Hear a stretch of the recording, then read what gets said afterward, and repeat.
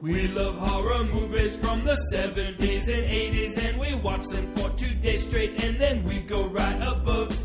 Now we're looking back at every title, one at a time, in this podcast that we put out monthly.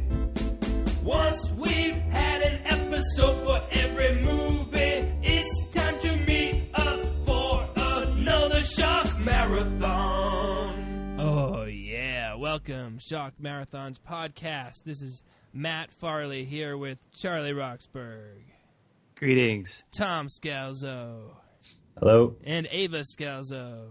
Hey. And this is something new. No, we are not reviewing a romantic comedy. No.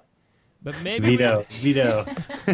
I wasn't against it. Maybe we will next year. But this year, something we probably should have done starting the first year's worth of the podcast is we're going to look back at the titles that we covered in 2017, and we're going to nominate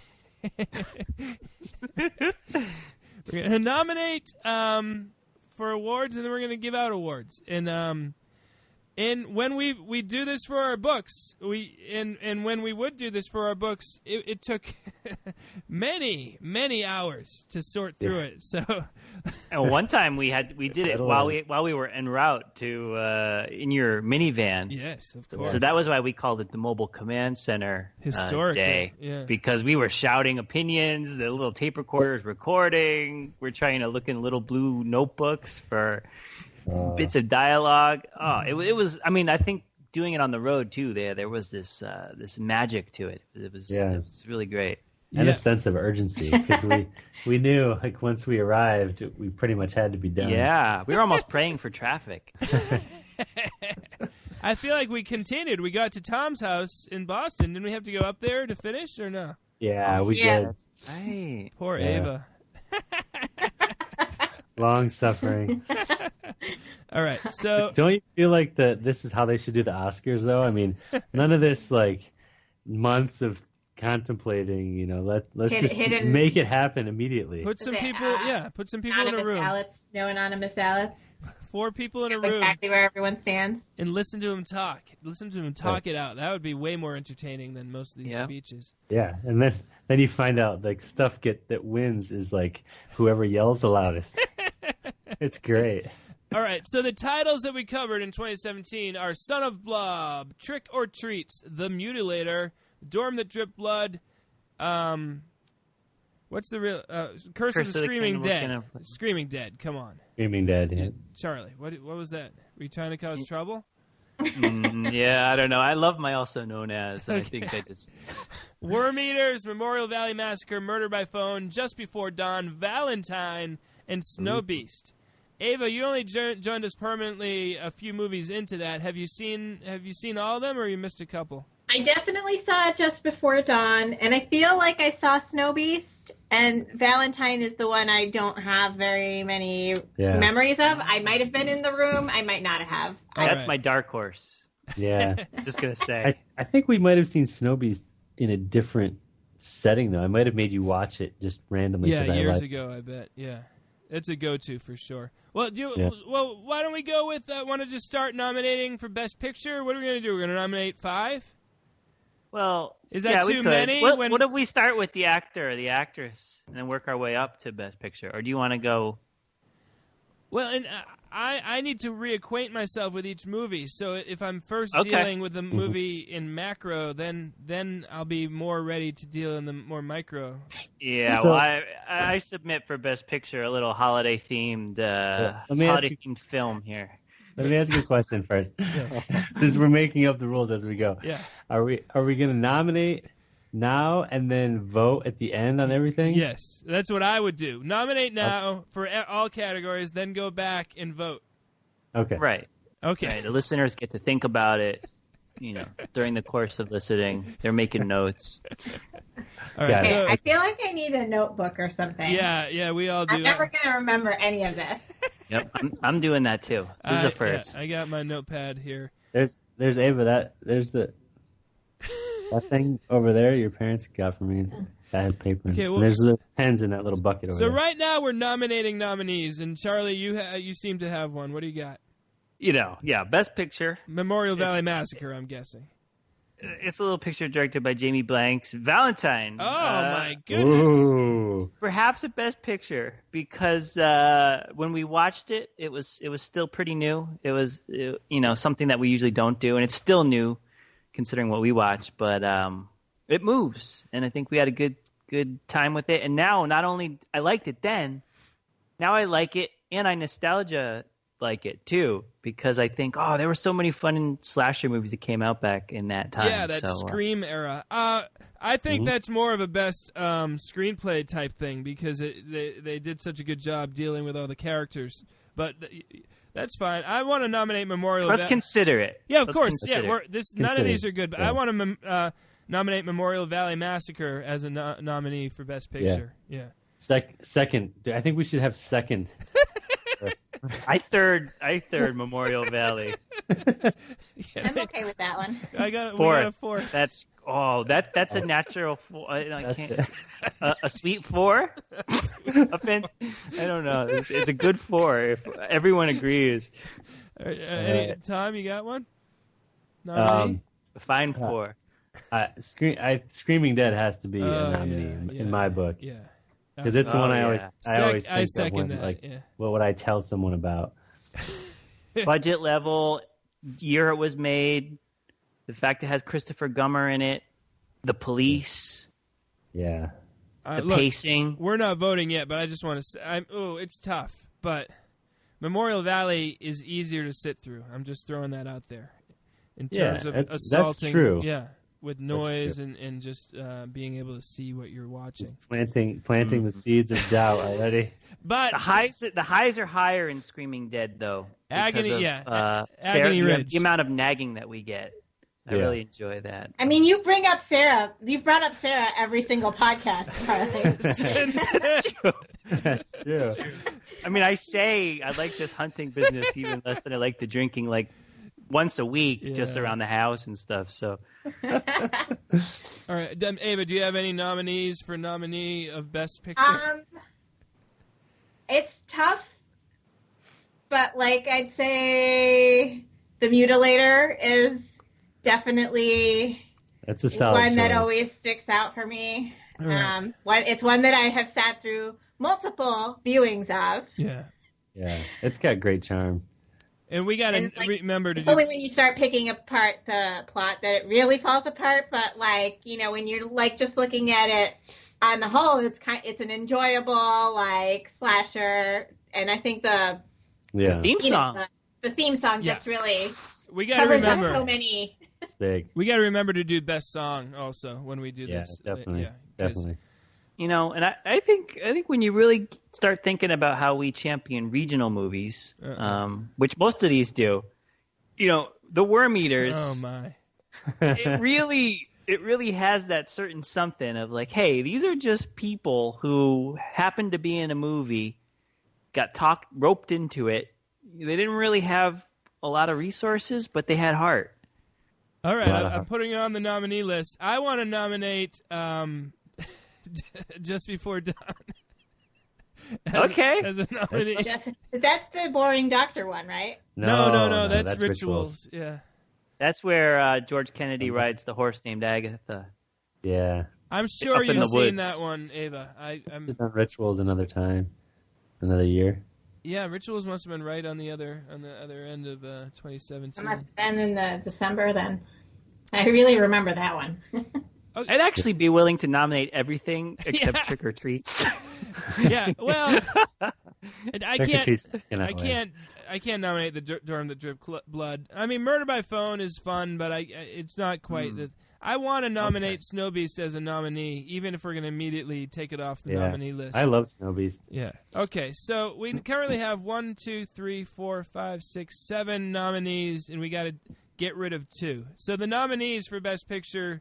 Nominees are Valentine, Memorial Valley Massacre, Screaming Dead, Mutilator, Worm Eaters, Just Before Dawn, and Snowbeast. So, what should we do? Do you want to pick which ones don't belong? We can lose Valentine. I was too excited. All right. I feel like it doesn't fit with our ethos. Yeah, I know what you're saying. It's very out of the. But the it's a salve for sore eyes. If anyone puts salve on their eyes when you're watching a marathon of a bunch of scratchy junk, like quality that's poor movies, all of a sudden that comes on and it's like candy. Yeah. All right, so we got to get rid of one more. It's probably either Just Before Dawn or Snowbeast, I'm thinking. It shouldn't be Snowbeast. Before Dawn. Yeah, because we always champion TV horror. So keep Snowbeast and get rid of Just Before Dawn. Is that right? All right, That's what my gut's telling me. I can deal with that. All right, so we did it. Best Picture nominees are Memorial Valley, Screaming Dead, Mutilator, War Meters, and Snowbeast. So Snowbeast has a lot more of your interpersonal stuff that we cherish. That's true. That's true. The drama. Before Dawn has hillbillies too, which we don't love. We got to all confess. Good point. It's But Agatha and George Kennedy are awesome. All right. Well, want to go best director? That's a reasonable next thing, yeah? Sure. Yeah. Okay. So now what are we looking for in best director? We're really looking to celebrate a person who is able to organize something and to bring a dream together. To convincingly film Worm Men. Yeah. All right. So you're going to start with Herb Rollins, right? What's his name? Rollins or Robbins? Robbins. Okay. For War Meters. Yep. Okay, next. I'm going to nominate Larry Hagman. Ooh. Oh, okay. Yeah. He pulled it together. He gosh darn pulled it together. Called in some favors. Yep. It's like, what are you, Dick Van Patten, what are you doing? And I need you. No one else could have pulled that off. Yeah, he made it work. Any other nominees? Yeah, Buddy Cooper. Yeah, Buddy Cooper. Yeah, labor of love right there. Yeah. I mean, they put a lot into that. Mutilator. He did. I mean, have you watched any of the making of stuff yet, Charlie? No, not yet, Tom. Oh, if you see it, you'd be even more impressed. I mean, he made the whole town come out to make this movie happen. Like he really put everything into it. It's pretty cool to see. Yeah. It has that movie kind of, and the fact that it got made has that classic like energy of youth that is just, it can't be stopped. He was like, we're just doing this. Yeah. And it happens. Great. Yeah. Hey guys, I just realized something that'll make it easier for everybody is if we do this through a Google Doc, then we can all know we're looking at the same thing. Does that make sense to you all? I just emailed you invitations to start to join us there. Is that cool? Sure. All right. Good. I'm going to do that on my phone because it'll be easier. Hey, whatever works for you guys, but I just sent it. All right, so Best Director, Buddy Cooper, great nominee. I guess, is the Confederate... Well, I got one kicking around. You recap, and then I'll chime in. Well, I was going to add Confederate Zombies guy. What's his Tony name? Malanowski. Is that what you're thinking? I mean, he took the pacing that existed in Night of Horror, and he really amped it up from the slowest movie ever filmed to one of the next slowest movies ever filmed in Curse of the Screaming Dead. And I think he's awesome. And some of his unexpected cuts to the policemen and the unexpectedness of who can hear what and who is where, all that stuff is pretty good. Well, and he was dealing with people who probably hadn't acted before, or maybe a little bit, but and out in the woods with them too. That's tough. Yeah, that's true. That's a whole other world from Dick Van Patten coming to your rescue. Malibu, yeah. Ain't that true? Yeah, so true. Okay. Ava, I'm kind of thinking, I don't know the guy who did Murder by Phone, because he had to do all that, like these people were all being like directing all these reactions to being killed by a phone, and that's true, yeah. It's hard to pull that off. Yeah, I enjoyed that movie more than some of the others. That's true. What's another dark horse? He got, some explosions and interesting. I mean, I don't know if that, but just throwing it out there. All right, so that's Michael Anderson, the great Michael Anderson, who directed that. Nice. A and the E are flipped there, Farley. I'm sorry? Okay. And Michael. I love what happened to Don't him? worry about it. Okay. All right. Son of Blood, any Trick or Treats, Mutilator, I can't see. Even Memorial Valley, he did a good job. I'm going to nominate him as a nominee. Yeah, he needs that, What's his name? I don't know. I'll find out.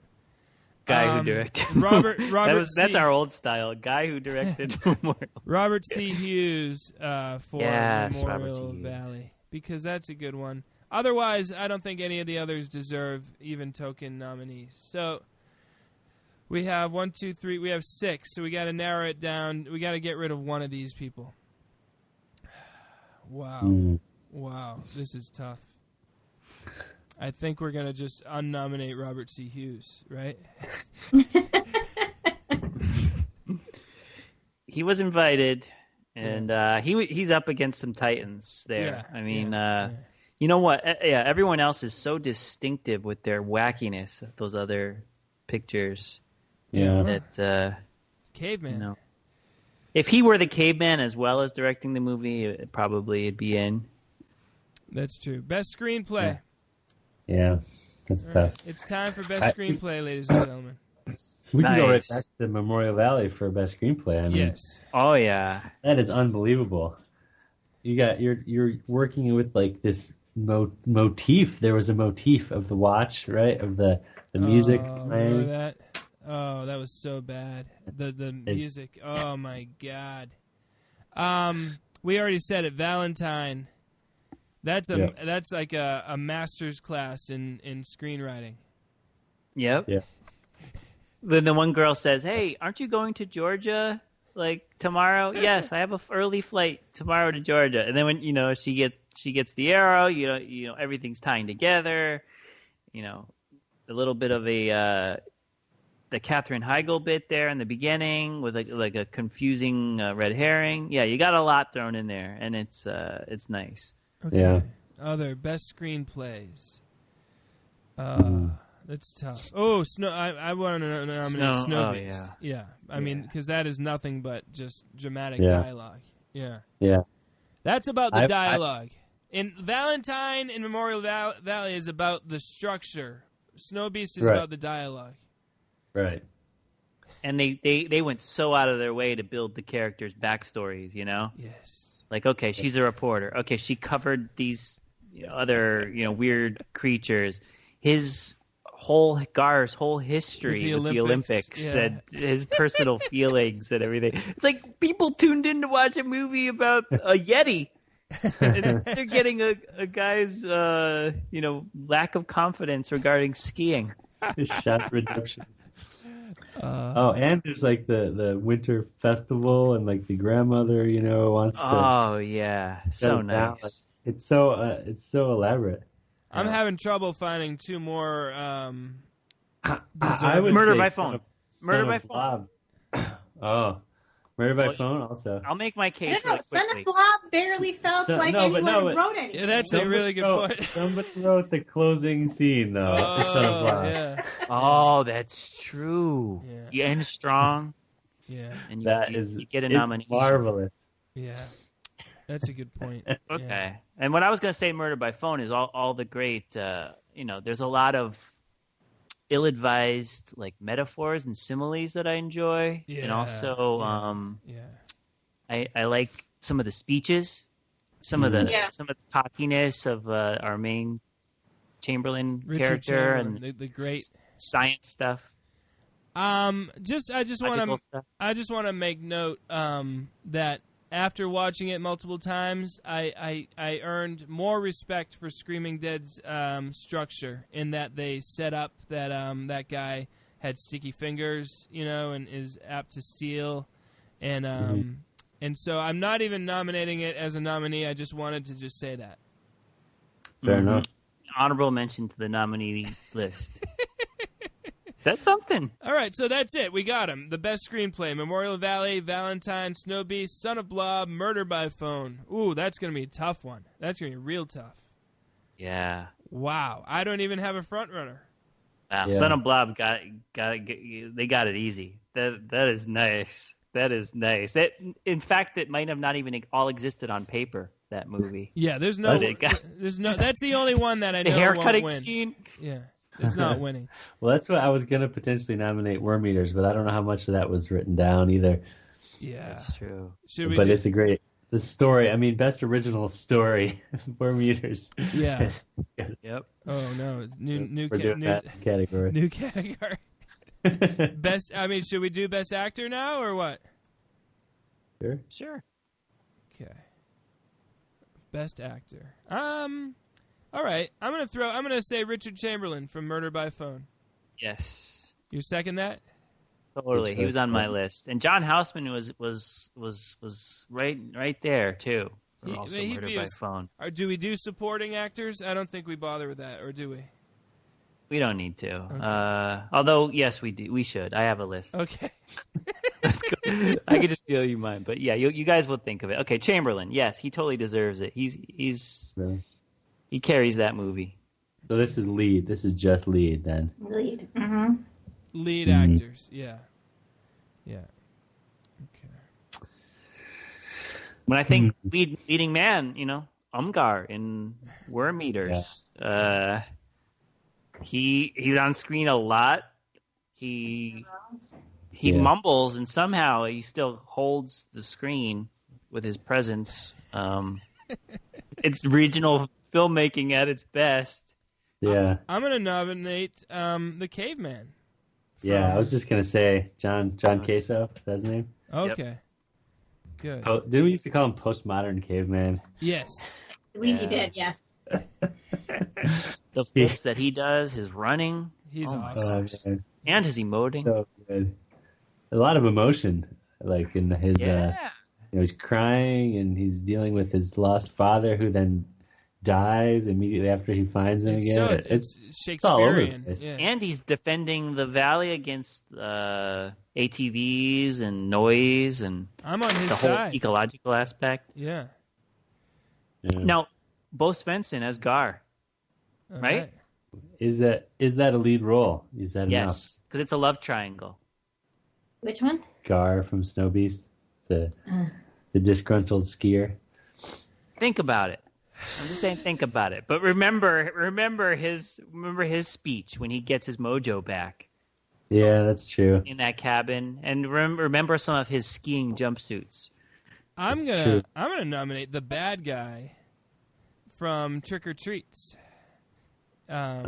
He's been institutionalized. Oh, what's his name? The Joker. What's his name? Randy?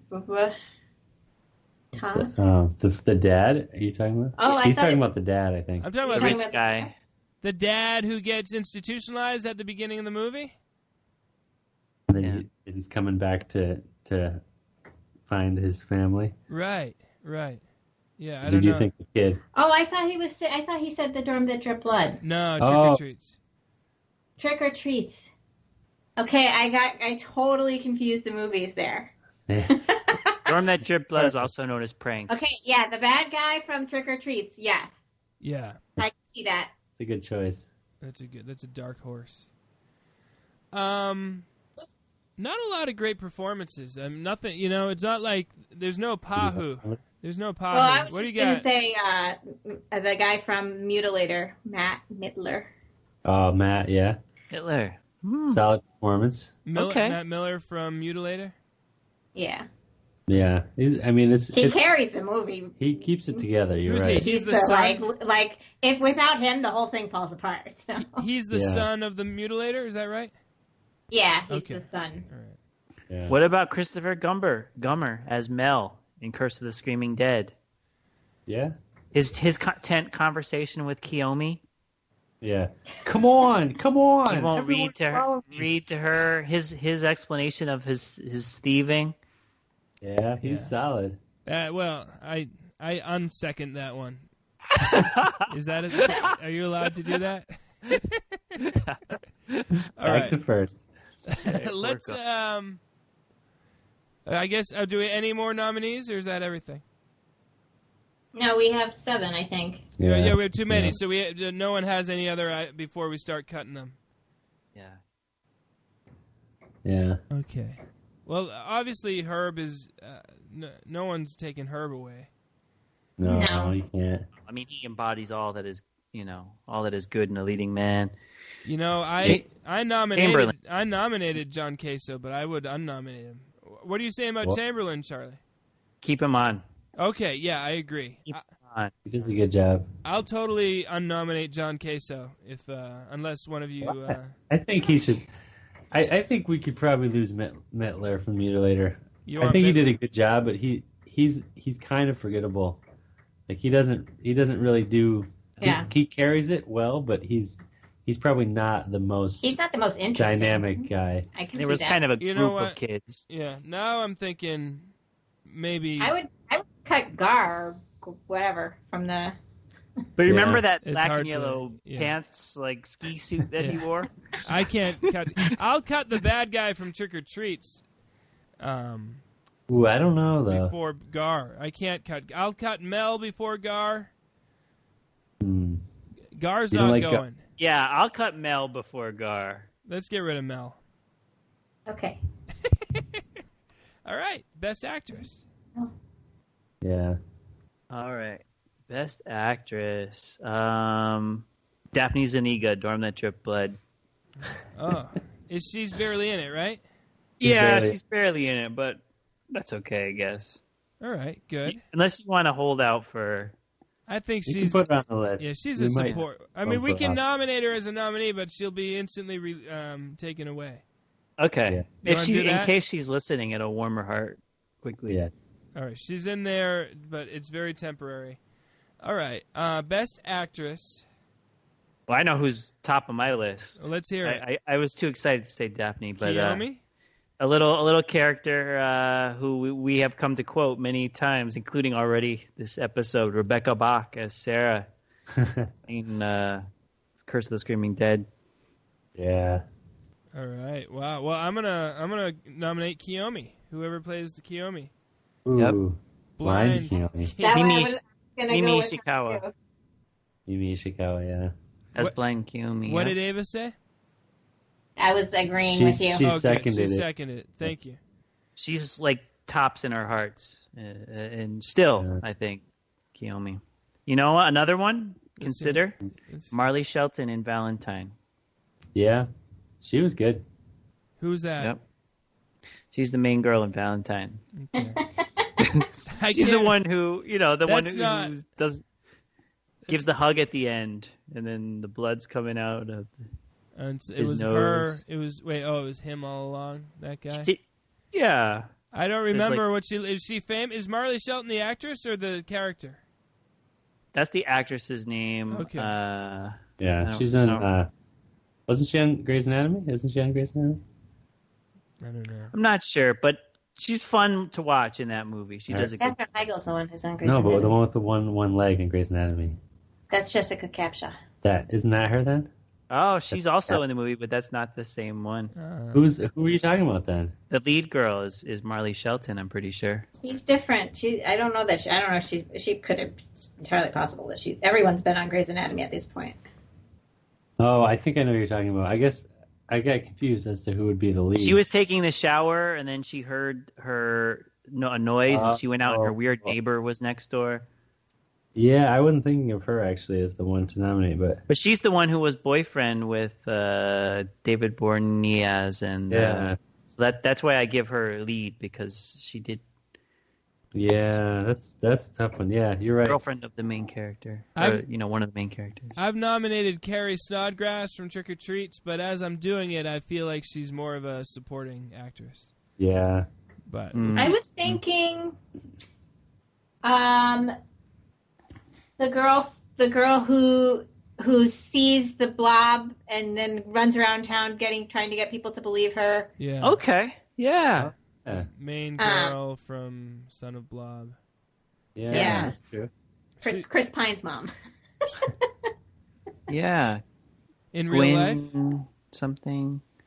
The artist's girlfriend from Murder by Phone is also a solid. Ridley? She did a pretty good job, actually. Okay. Good. Yeah, in Memorial Valley Massacre, we have the girl who falls in love with the... Oh, yeah. Definitely. She deserves at least a mention here. Most guys are afraid, wouldn't say romantic things because they're too afraid, right? Yeah, she deserves to be typed into the Google Doc. Okay, girl for from sure. Memorial Valley. She seemed like such a good sport, considering all the zaniness that must have been... If you looked around that set, you'd be like... Oh my God, there's bikers, there's speed metal kids, there's a caveman, there's a drunk counselor. It is just like out of control. And she was charming. Yep. All right, well, that gives us 7 people, so we got to get, or 8. 8 nominees, so we got to get rid of, unless there's another nominee, we got to get rid of 3 of these. I think that's good. Probably enough. So let's get rid of Daphne. What's her name? Zuniga. You all right with that, Charlie? Yeah. Okay. Maybe she can reappear on the Best Supporting. Okay. Likewise with Carrie Snodgrass from Trick or Treats. All right. We'll say farewell to her. So we still got to get rid of 1. We got to get rid of 1 more. I did champion Marley Shelton, but you guys didn't. No one seemed to remember her. I don't remember. So I think that Get rid of her. Yeah. Proof was in the pudding there. Yeah. All right, we got it. So Rebecca Bach as Sarah from Screaming Dead, Blind Kiyomi from Screaming Dead, the main girl from Son of Blob. We should nominate the sister from Screaming Dead. Kiyomi's sister, too? Yeah. Can I take her off the nominee list after I've nominated her, or no? Yeah, but I do. It would be nice to have 3 of the 5 from that one film. All right, well, she's in there, but I can't part... I could part with the girl from Memorial Massacre if you want the sister from Screaming Dead, but I don't want to get... Just have to know her. Thank you. Your inclination was right, Farley. Just giving her that mention there. All right, now we've unnominated She's listening. So we're back. Main girl from Son of Blob, Ridley from Murder by Phone, girl from Memorial Massacre. All right. Sounds good. Okay, now, what other category? I guess we're going to do supporting? Supporting actor? Or supporting. Okay, Best supporting. I have a little list going with a few notes. Okay, supporting actor. We'll start with that. And let's see. The guy... I got one. Let's hear one. Let's hear it. Dennis Eli as Bobby Lee Tremble in The Dorm That Dripped Blood.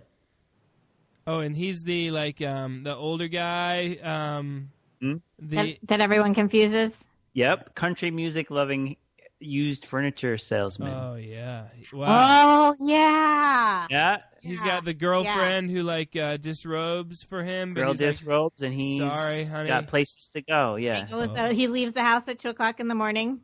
Right. Yep. Oh, that's suddenly a front runner. Yes.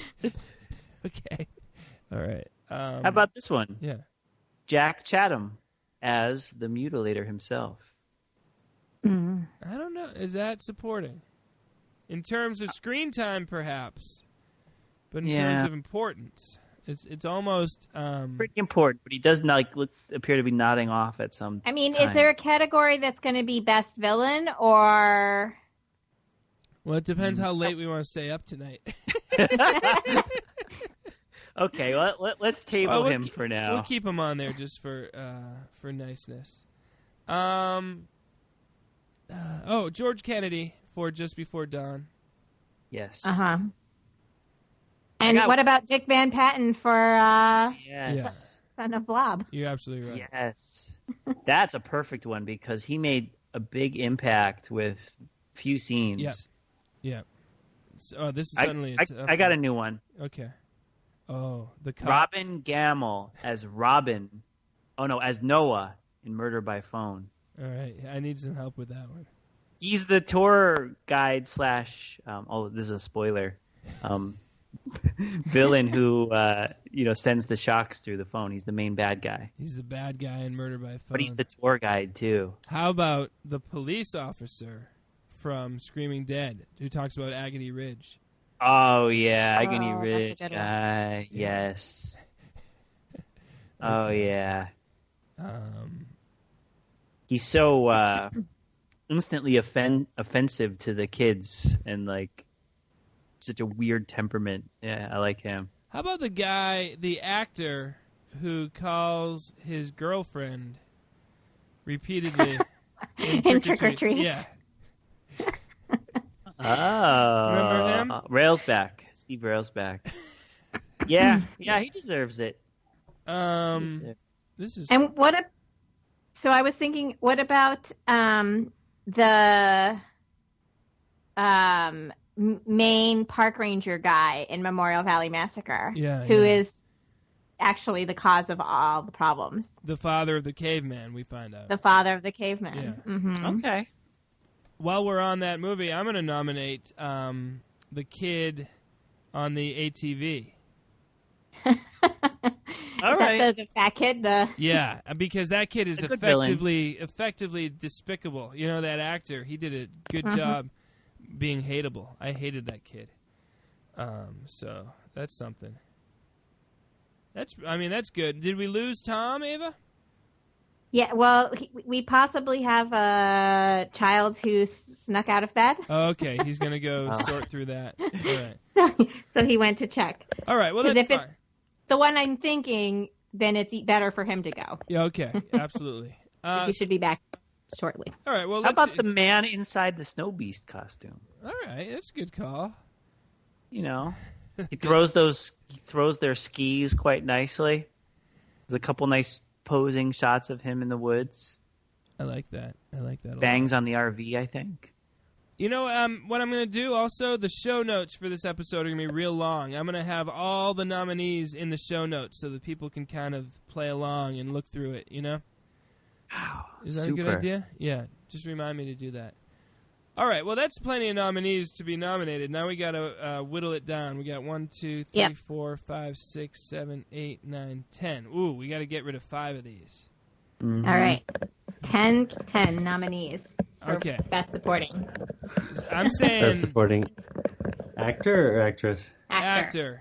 Yeah. As long as one of them's like a used furniture salesman. Yo, that guy's not going anywhere. Don't worry. Yeah. I'll be happy. Jack Chatham as the Mutilator. Sorry. I'm great job dozing off, but first off, you're the main. You play the title character, so are you really a supporting actor? But secondly, you're hardly in it, so you're in it so little that you don't even deserve to win. So, can someone second me in deleting him? Yeah, he needs like his own category, or like Ava said, if there were a villain. Best Mutilator. Yeah. I'm not saying goodbye to George Kennedy right now, nor am I saying goodbye to Dick Van Patten. Nor should you. Okay. Robin Gamble as Noah from Murder by Phone, though. Very nice. I'm okay with that one being cut. Who is that? the security guy, the bad guy. Oh, I mean, is a under-recognized Canadian actor probably who his being a tour guide, being an evil genius with the phone. Both things in the same film. Yeah, but it's like a dual But role. he's doing it as support. You know, he's no Chamberlain. He's no Houseman. Right. But he does what he can with what he's got. And we should make note of Houseman as a almost nominated for a nominee for Best Supporting, maybe too. Yeah, he's great. The guy, I was kidding mostly when I nominated the guy who keeps calling his girlfriend in Trick or Treat. So. Yeah, Railsback he's a character, but all right. But Carradine though, deserves a mention. All right, let's nominate Carradine. Which Carradine is it? I always get this wrong. David yes. Carradine is nominated and quickly unnominated for Best Supporting Actor. That's fine, but he did a great job. Yeah, I mean immediately unzipping. He was very sleazy in a few minutes. Unzipping that pantsuit immediately. That's bold. Yeah. All right, so we got the father of the caveman, the kid on the ATV, and the guy who played Snowbeast. That's tough. Wow. Definitely not going to the guy who's played Snowbeast. If you're okay with that, Charlie. Yeah, that's all right. That's all right, yeah. So, I mean, I could drop either of these, the father of the caveman or the kid on the ATV. I don't care either way. What do you guys feel? I'd rather go with William Smith from Memorial Valley than... William Smith. Who's he, like the army guy? The army guy. The army guy. Or the military guy in the RV. Well, since Tom wasn't allowed to really be involved in this category, we should give him William Smith, huh? Yeah.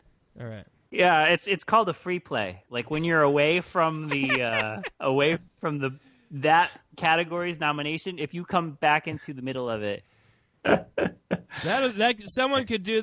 That's like a power move, though. Like if you decide, you're like, "Ooh, this is the time I'll go to the bathroom because I know they're not gonna. Otherwise, won't let me nominate this person." You know. But you have to know that you'll make it back in time before that. Yeah. Well, I wouldn't even go. Ended, and think about all the fun you're missing too. So that's painful. It was gonna play the card right now, actually. Oh no! I just changed her. Okay. All right. Why she's William crying? Smith. She's sneaking around again. Sarah's running around upstairs, so we're trying to. Doesn't she know there's a ceremony taking place? All right. Best supporting actress. Actress. Okay. That's right, actress. Mary Cat. And I don't even know what movie that is. Just Before Dawn. You got to put her on there. Is that different from Meg? Or is that Meg? Or is there no Meg? I don't think I'm just familiar with Mary Cat. Maybe the actress's name is Meg. Might be. Maybe. She was like the freckled one, kind of, right? Yeah, she's sort of playful. She's curious, inquisitive. Yeah, she won. She won, right, in the book? She might have. It's a big world out there, and she doesn't know much of it. So these kids in the RV, they're opening her eyes to new things. Interesting. And we're there with her as an audience member. Yeah. All right, she's nominated. Other supporting actress. What, like the girl who did she get nominated for Best Actress from Memorial Valley? Oh, she already got nominated for Best Actress, so we can't do her. Yeah, with it being such a it's when it's a real ensemble like that in Memorial Valley, so many of the characters are quite equal. There's usually if you have like one more thing going on, that will make you a main character, I guess. But yeah. Listen to this. On IMDb, they claim that the character's name is Merry Cat, Merry. That's got to be a mistake, huh? I wouldn't go there. I'm not so sure that that's a mistake. I remember our writing it in the book that way. As Merry Cat. Yeah. Oh, okay. Let's do it. It's like the preferred wood spelling. All right. I think. All right. Can I add the anthropology student from Worm Eaters? Oh, good she was call. She's so good. It's going to take a lot to dethrone her. I forgot all about her, but she's really, really good. She's really good. She deals with Ungar in the most delightful ways. Good call. Yeah. Yeah, really good call. Katherine Heigl and Valentine. Just in that opening scene, we think she's maybe going to be in the movie more. She's not. She gets in, she makes an impression, then she's gone. Yeah, there's no two ways about it. She's nominated for sure. Oh, thank you for that. Yeah, that's fine. Yeah, I second that. Haven't got that far. How about Heavy Metal Girl in Memorial Valley? Memorial Valley? Yeah, that's good. What was her name? Speed Metal. Yeah. It's Speed Metal, yeah. Speed Metal. All right. I don't remember her name, but... Yeah, she's something Yeah, else. she's solid. Yeah. Okay. Yeah. Kiyomi's sister? Well, she's been nominated, hasn't she, for Best Actress? No, she was not. She was discussed, but not nominated. Once someone is seriously discussed for Best Actress, can you...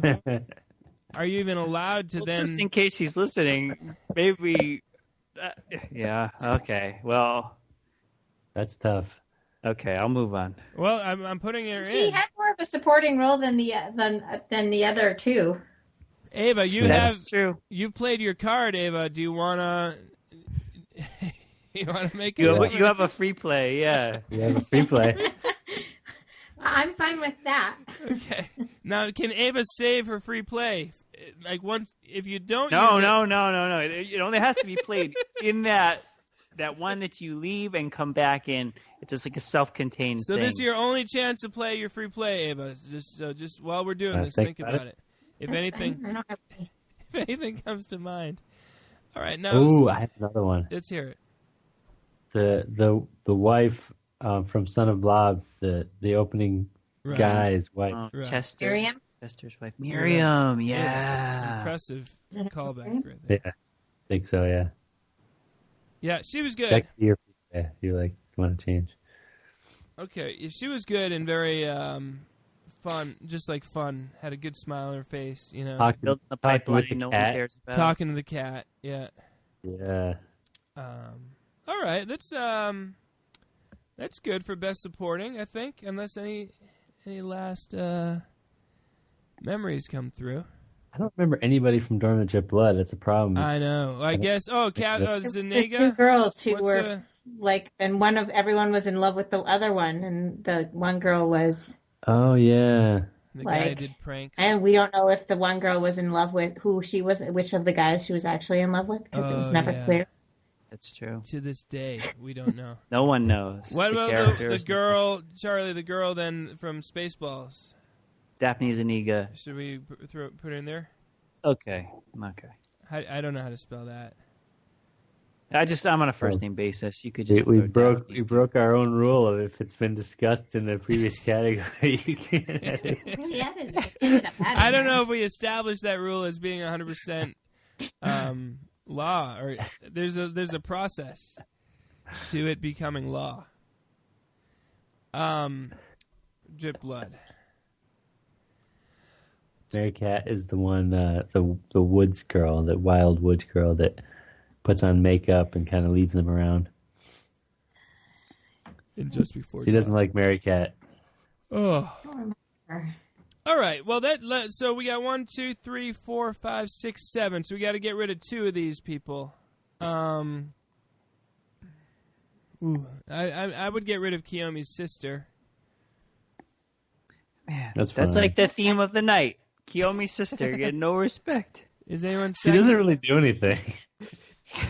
She has that one talk where she tells her she should do things for herself.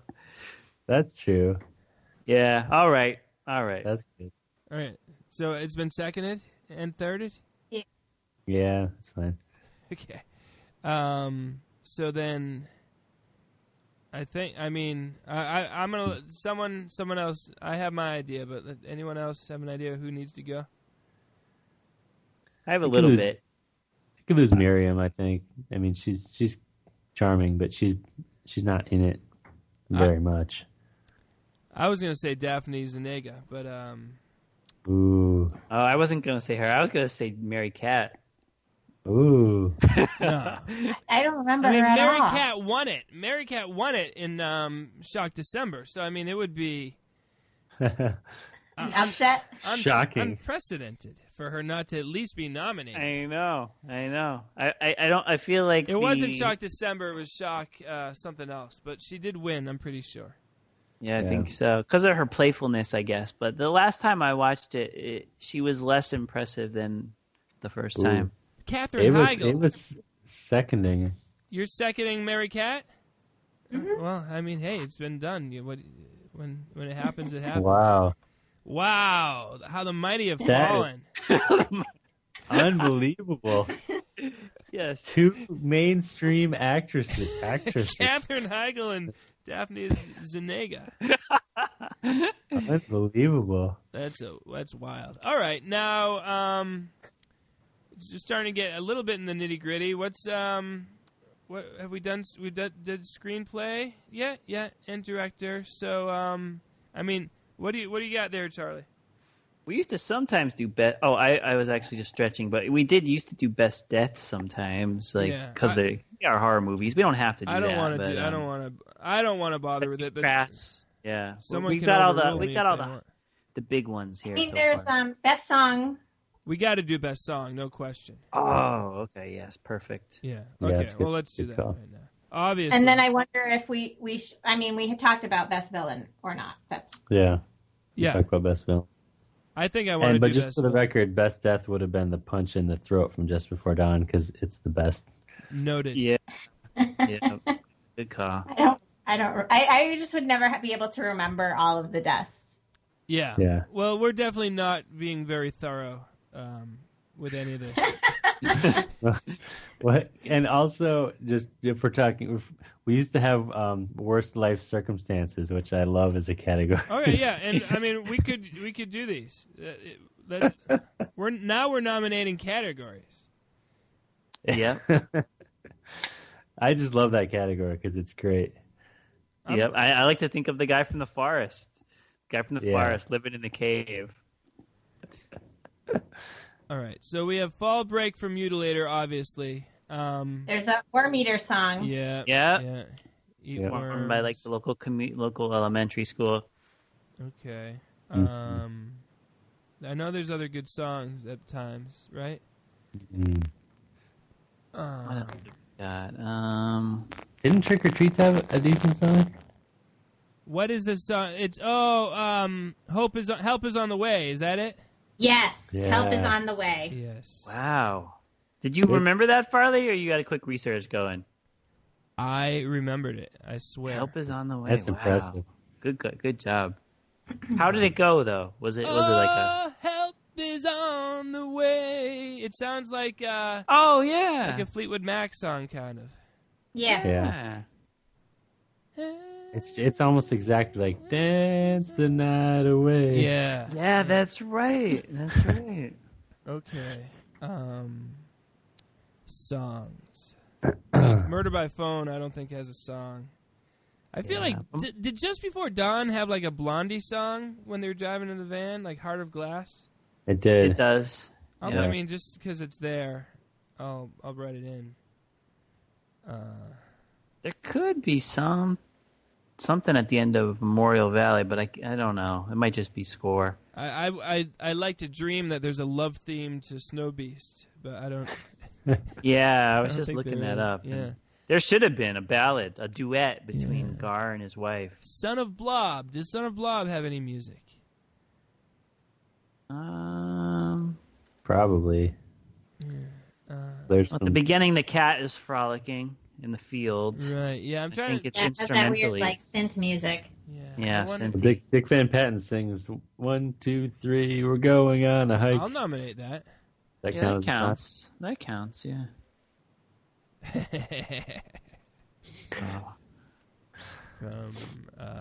There's no like Animals Are Clumsy too, though. I mean, of course we got Fall Break, but there's no movie where you're just like, wow, they hired a songwriter. You know what I'm thinking as we're doing this? We should be doing awards for the last 2 years, you know, instead of just the last 1 year. But it's too late to change that. Right now. That'd be more contentious. Maybe next year we can do awards for everything we covered in 2018 and everything we covered in 2016 and combine those. And then the year after that we can do 2019 and 2015. Okay. Just make things more complicated for no reason. So there's movies that are somewhat fresh in our minds and others that are really, really not, you know? Let's just keep that in mind. All right. Well, we got 5 nominees. I can't think of any other songs. Yeah. I think that's good. Okay. Now, currently we're looking at Best Villain, Worst Life Circumstances, and Best Death as nominated categories. Charlie, can you nominate any more categories? No, we used to do Best Animal occasionally, but that's going to be a complete struggle. Okay. I'm happy with what we got so far. And I want to unnominate Best Death. Sure, okay, that's fine. But we're family friendly, yeah. Let's keep Best Villain and Worst Life Circumstances, and then we can finally vote winners. How's that sound? Sounds good. Deal. All right, Best Villain. All right, so. The Mutilator? The Mutilator. Gotta nominate him, yeah. Of course. Oh, yeah. The Planning. Imagine the planning. The planning involved. And the little hideout room that he's got. Oh, the years of planning. Calls his son. Just like the years of planning in the guy from Trick or Treats. Yeah. Although wasn't he already nominated?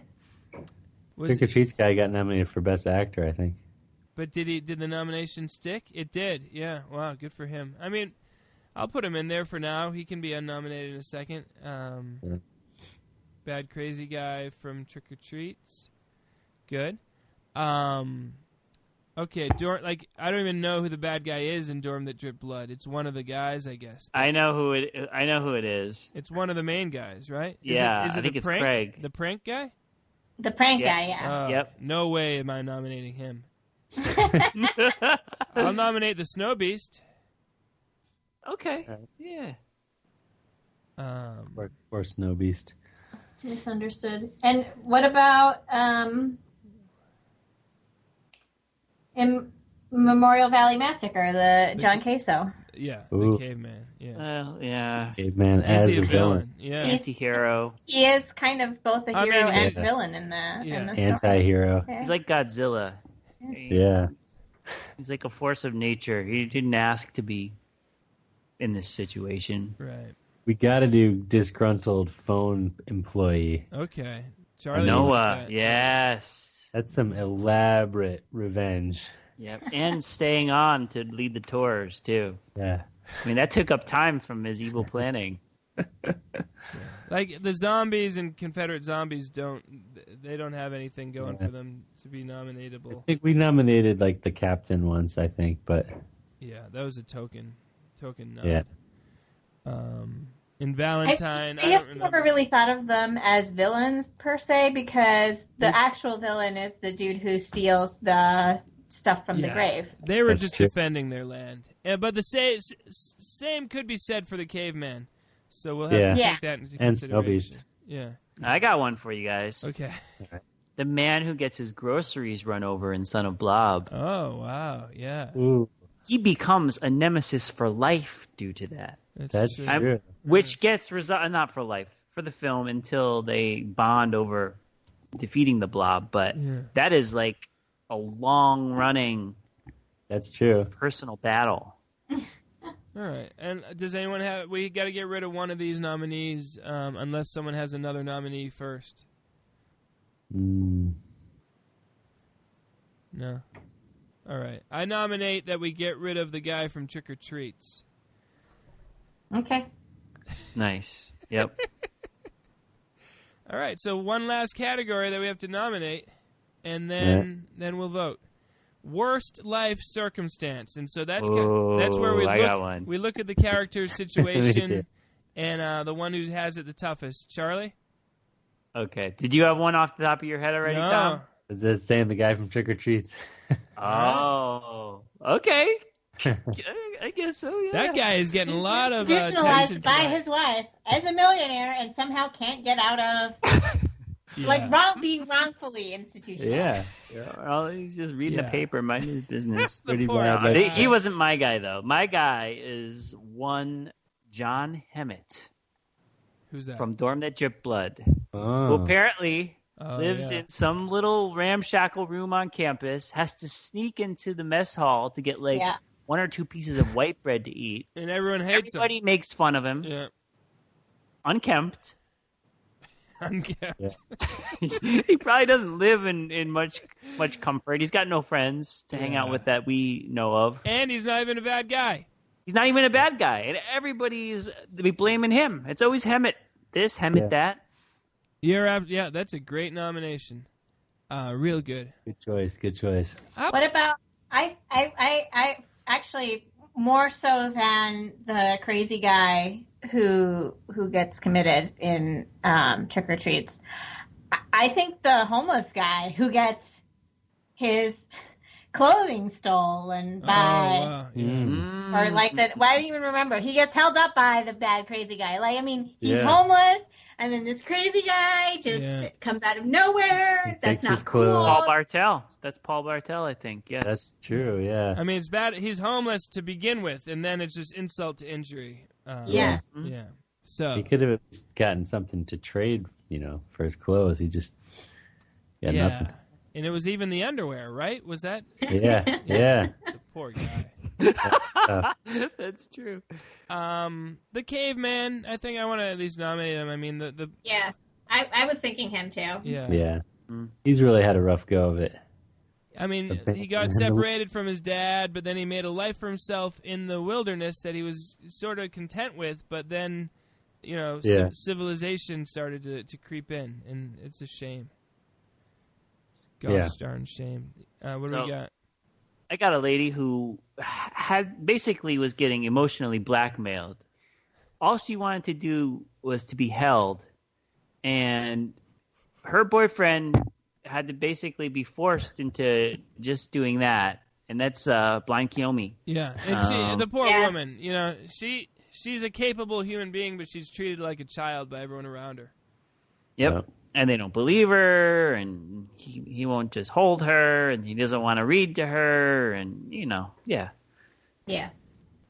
Litany. The guy who wants a haircut in Son of Blob. Okay. Look at this guy. Okay. Look at this situation. His hair's There's a lot of backstory that we probably don't know about. His hair's a little bit longer than average, and because of that, he's got to pay $400. That's ridiculous. Well, I mean, in the end, he doesn't pay anything because he gets swallowed by I know. Yeah, that's more insult to injury right there. Good call. Doesn't even get his haircut. That's true. It's poignant. It's poignant. Okay. It is poignant. Anyone else? Do we put Gar on there? Is his life's not that bad? No, man, I mean, he's going through a lot. And also, didn't he have a thing for his friend's wife? That's his wife. No, he's got the wife now. Oh, yeah. Okay. But she had a thing for his friend. She has a thing for the other guy. Okay. Yeah. And he's come crawling back, begging for a job from the very guy that his wife loves. Yeah. Okay.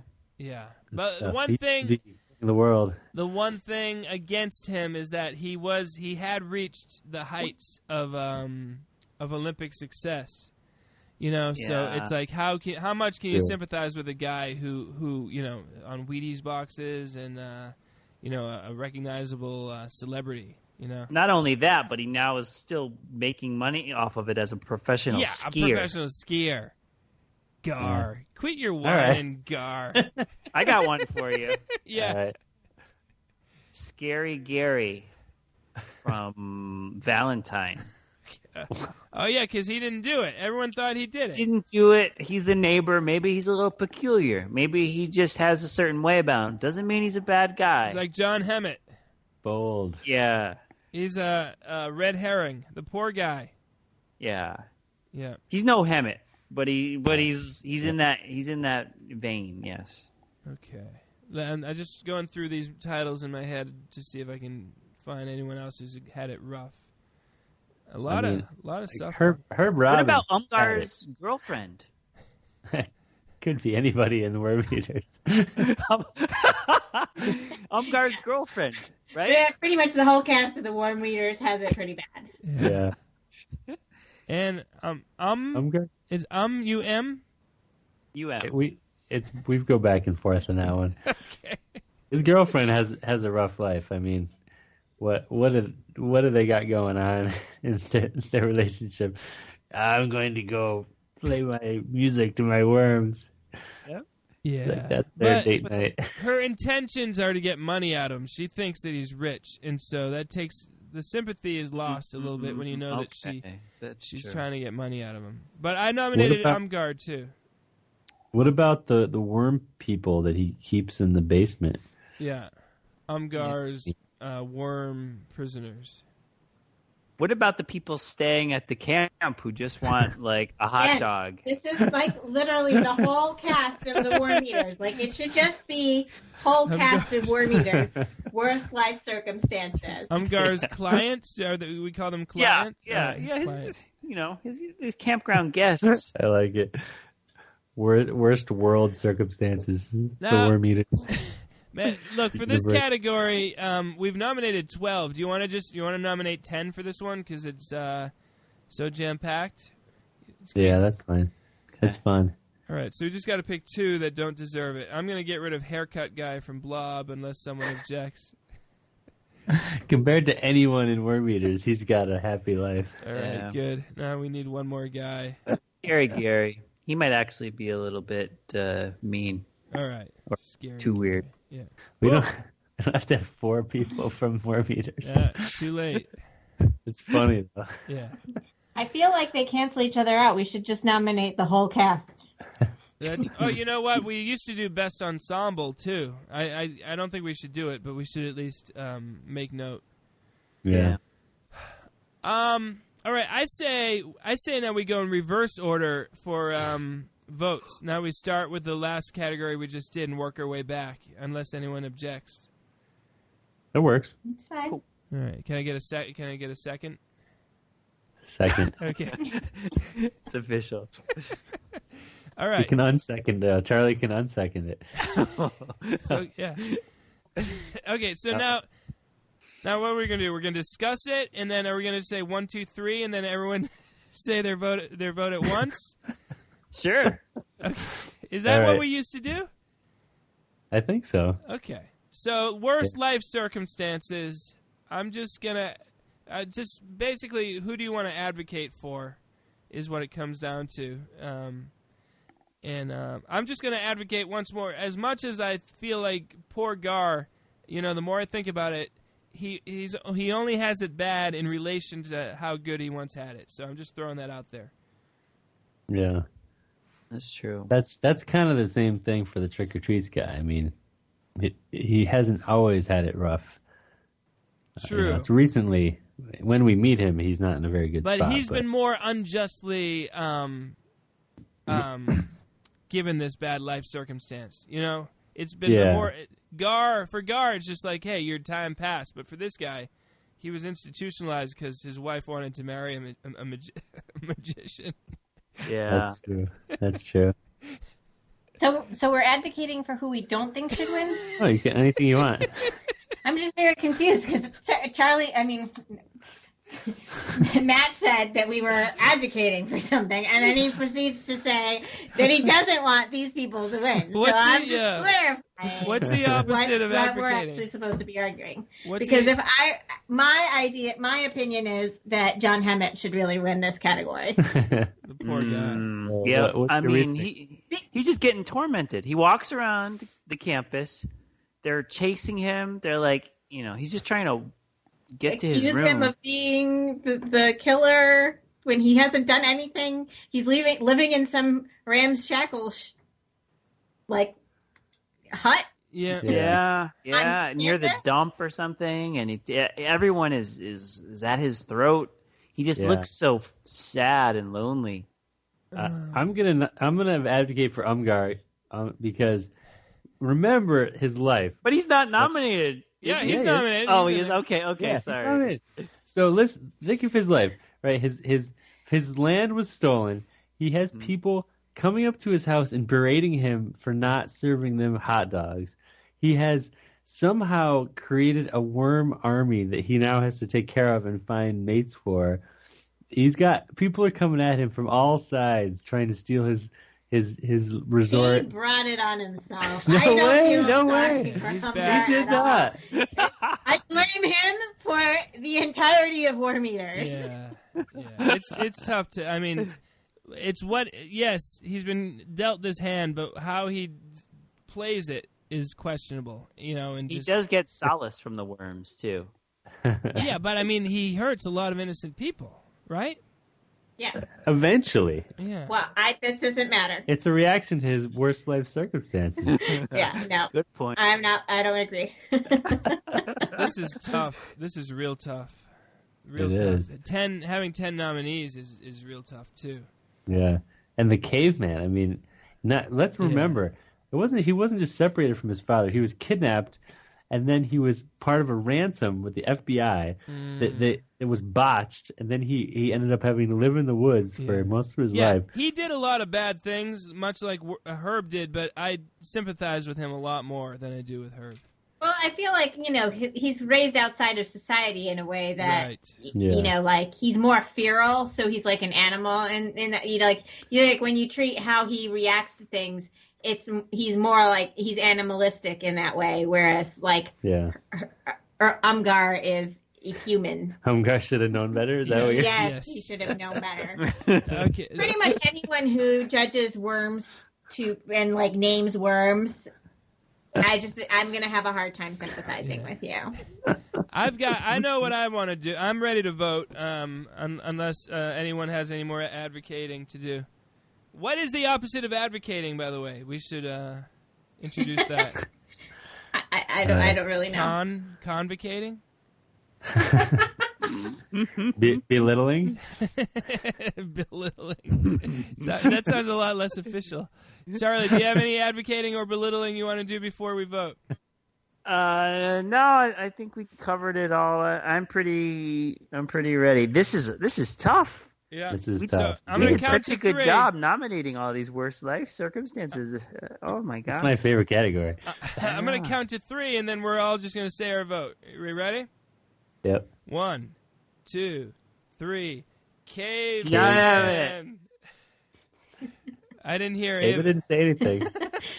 What did Tom say? I already told you I was voting for John Hemmett. Oh. Two Hemmets? What do you say, Tom? I said Caveman. Oh no! It's a tie. You said Caveman, Farley? Yeah, I said Caveman. I said, well, it's going to have to be a tie then. What do you say? That's fine. Yeah. Fair enough. All right. Well, congratulations to whoops. What did I just do?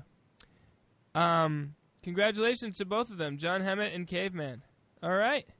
Good choices. Yeah, good choices, both of them. Next up, Best Villain. Nominees from The Mutilator, the Snowbeast from Snowbeast. Caveman again? Oh my. Hey, I'm going to play my card right now because I have to run upstairs. So you guys keep doing what you're doing, and I'll be back. Oh, the free play during the voting. We could tease him and say that we've already picked before he comes back. I think the boldest grocery guy, that's pretty good. But I think the boldest choice could be a guy who's forgotten is Noah in a way because murder by phone, everyone remembers that the phone is killing people, but I don't know if they remember this one guy who was wronged for having his invention looked over or not getting the credit for it and being obsessed with fiber optics or whatever he's obsessed with. I think it's fun. And to see him at his home in his little office with all the switches and just like, that's our mastermind is this phone guy who's also the tour guide. And it's so much work. His revenge plot is so complicated. It involves like waiting forever and just hoping somebody answers the phone. It's not like he's walking around town with a knife, it's very complicated. Yep. And his hit list is ever changing because if you just mildly wrong him, like that lady who doesn't help him right away in the store, right? Yeah. So lady doesn't help him in the store.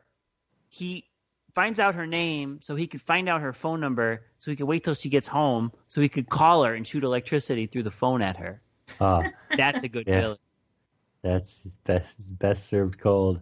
I do like the Mutilator though, because of his legendary status in our worlds, and again we don't know 100% if he's been waiting 20 years to exact his revenge, but let's say that he has been. Mm-hmm. That is amazing too. Yeah, and he plays it kind of cool too by calling up his son, like, "Hey, you want to come down and clean up the place during your fall break?" Yeah. And, it's the old man. Yeah. Kept on speaking terms, and And he uses like a wide variety of implements, and he's kind of like crawl space. He's kind of like the opposite of the Friday the 13th, the Jason from some of the later Jasons, where Jason is so strong and so powerful. The old man in the Mutilator, the dad, he just looks a little rumpled, and he just woke up. He's just yeah, like definitely not larger than life. Yeah, and he's heavily reliant on people coming to him too. It's like.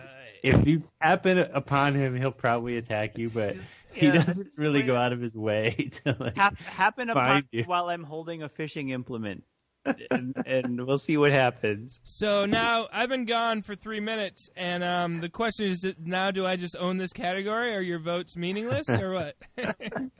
We've only discussed, the benefits of Noah from Murder by Phone and the Mutilator from the Mutilator. Okay. I was going to say that we really should sort of discount the caveman as a viable villain option, just because I feel like his circumstances really cause a lot of, like, he's not, I don't feel like he didn't mean to harm people, But he's great. He is technically the bad guy. Like, yeah, no, he is. But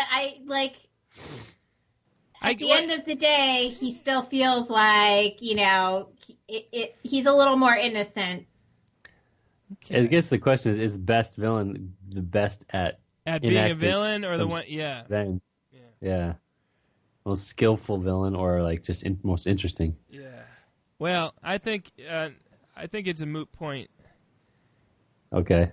Maybe for your free play, you get 2 points for your vote, Farley. Nah, I'm gonna, like Ava did. I'm gonna pass on my free play in the spirit of this. I'm the only one that took advantage of the free play. If you guys are ready, I'm ready to vote. If you guys are, I'm ready. I'm ready. 1, 2, 3. Mutilator. No. Okay. You missed the Noah conversation. So wait, you went 3 for Noah? All 3 of you? All right. Yeah. Noah for Murder by Phone? Come on. Yeah, because of his elaborate plan. Like, picture this. I let me recount for everyone at home. Just the fact that he gets mad at the lady in the store, has to find out her name and then her number, and then hopefully call her and get her, and then make that work. That is an amazing thing for a villain to do. It's unprecedented. Yeah, but falling asleep on the job, calling your son and asking him to do work at the condo. I mean, come on. You need it to be on screen like 1 or 2 more minutes. So we don't know 100%. Forget about more minutes. Just 1 or 2 minutes would be nice. Say what? Say what, Tom? We don't know for sure that the Mutilator has been planning this. It could be that he just was grumpy when all these kids showed up. And he had a bad dream about the time his son killed his We don't wife. know 100%. It's very complicated. I mean, don't they say that he was just hanging out with his fishing buddies like a day or 2 before all the mutilating happened? Yeah. So weird. All right. Best song nominees: Going on a Fall Break from the Mutilator. Yeah. Which I don't know that song has a lot of competition. I Want to Eat Some Worms from Worm Eaters. Help is on the way. If ever there were a dark horse, it's that. From That's Too polished. Too polished. Heart of Glass is too polished from Just Before Dawn. Help is on the way is like the little engine that could. And then just 1, 2, 3, we're going on a hike. Catchy.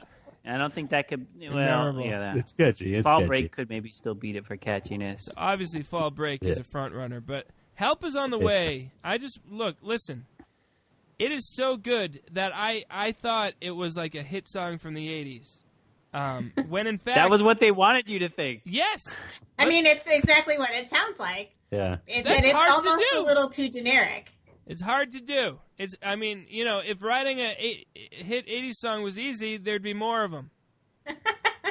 I wish it were a little more indicative of the film, though.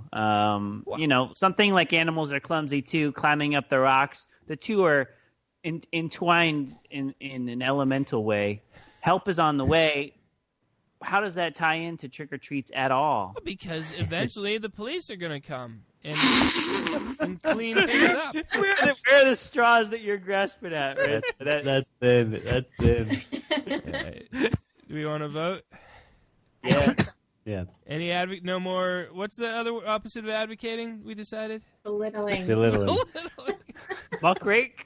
I don't know. I want to belittle Heart of Glass a little bit more. Honestly, I don't know why that's a popular song ever. I don't like it at all. And Help Is on the Way is better in all ways than Heart of Glass. So, but I feel like that song was not written for that movie. Heart of Glass, was not written for Just Before Dawn. And that's a point against. That's points off. Yeah. Just Before Dawn, that they didn't go out and commission a brand new song. Right. Yeah. Yeah. All right.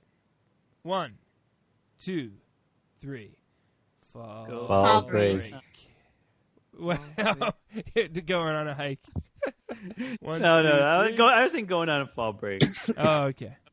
All right, congratulations. No, I mean, Fall Break, one of the great songs of all time, even when not related to films. So yeah, and one of the great opening sequences, or relatively near the open sequences too. The way the montage is great. Yeah, and it does. It goes so well with the film.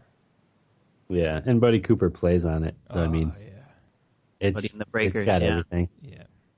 Next up, we got Best Supporting Actress. Nominees are the anthropology student from Worm Eaters. Oh, so good. He's good. We should find out her name.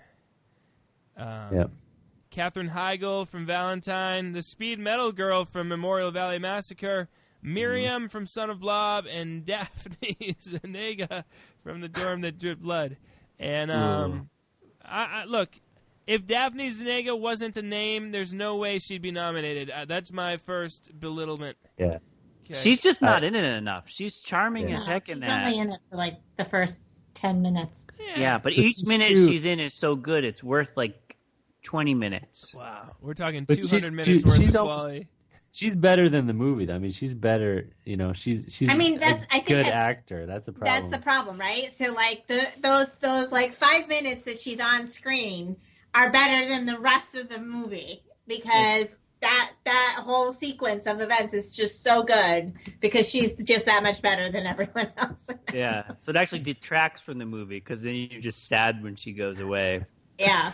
I didn't like her. I didn't even like her. I'm just throwing that out there. All right. Fair enough. You didn't like a lot about The Dorm That Dripped Blood, finally. It's not a good movie. Speed Metal Girl. She's a dark horse candidate, and keep your eyes on Speed Metal Girl. She is something else. She is really memorable, and she does a real good job. She holds her own with these two speed metal guys. Yeah, she's carefree. Yep, uninhibited. No inhibitions for Speed Metal Girl. No. Yeah. No, but she does help too. Like when the chips are down, she ends up helping with the search. Tough. She doesn't just I like how these nominations interchange between the performance and the character as it's written. Yeah, it's all we got. Much like Daphne, Katherine Heigl, I don't know how she got through. I mean, it's so against the spirit of what we do here. Charlie, I don't know. You have these Bengali you love Valentine abilities to sneak your nominees in there, and I don't know. I think there's something to it. There's a tradition in these in any horror movie of having someone famous or someone extra appealing at the beginning, and that was what she was there for, and she delivered.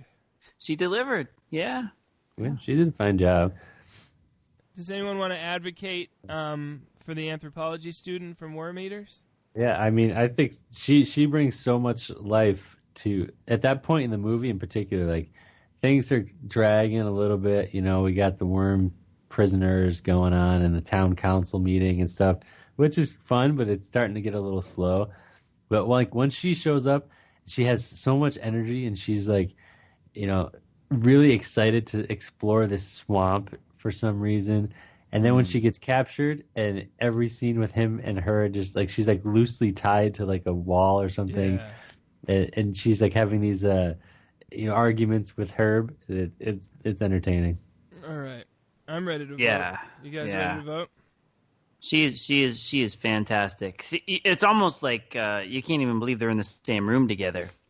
Yeah. In fact, and they it's might almost not like have been. She just showed up for casting and they didn't know what they had. Yeah. How good she was going to be. You know. A lot of energy. Mm-hmm. All right, ready to vote?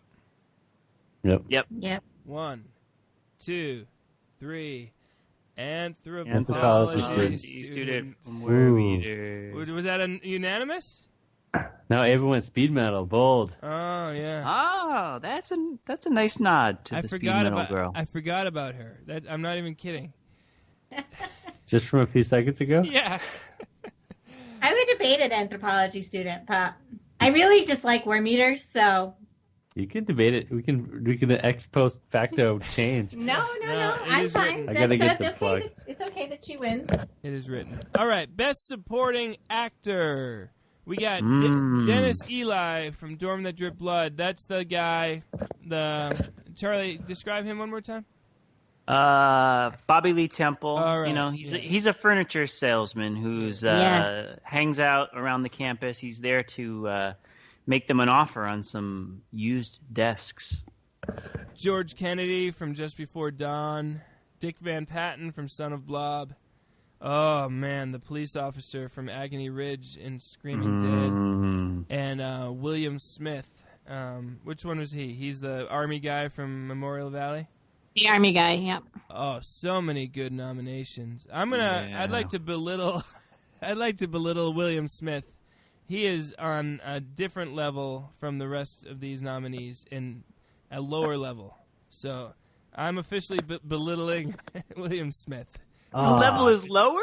I'm belittling William Smith for lower. He's a better actor than them. No, I'm saying compared to the people that he's nominated against, his performance in Memorial Valley does not match any of the other nominees. I hereby belittle William Smith. Wait, I want to gerrymander this category here because I think that. I thought you were going to say he's on a different level because he's better. Nope. His acting is very good, and he's quite funny. I still don't think he's going to win. I think he's a little bit out of his element because he's pretty darn professional. He's so tough that some of these other guys are more our style. But major respect for William Smith. He's not on screen that much, but he does a good job. And I'm bored. I'm happy. I'm bored when they're in there talking. I'm bored during those scenes. Yeah. All right. Okay, but look, Agony Ridge has in our second viewing of Screaming Dead, we discovered the beauty of Agony Ridge, and I mean that talk about support. The police officer in Screaming Dead, the movie's on life support at that moment when he shows up. And suddenly the movie has life again, and you're back in it, and you're going to make it all the way to the end because of that police officer. That is the gosh darn definition of support. Yeah, that's true. I've hereby advocated for the police officer from Screaming Dead. You've advocated and belittled. Yes. Who's Dennis Eli? I missed this category. He's the furniture salesman. Oh. I have a feeling he fancies himself something of a troubadour, but I don't know if that's actually in the movie. Noted. He's pretty solid though. Yeah, I mean he's cool. It's got an interesting vibe where you're like, okay, here's this. He lives life on his own terms, you know. He's got a different, he's got a woman over there. He's got his own little place. He could fix up some desks and turn a quick buck. He goes out at 2 a.m. He's an interesting guy, and he's not your typical horror movie character. But Dennis Eli, he handles it with aplomb. Have you officially advocated? Yeah, I've advocated for Dennis Eli. I'm not saying that I think he is the most deserving, but he deserves. In case he's listening, he deserves a good avocation. All right. Any other advocating or belittling?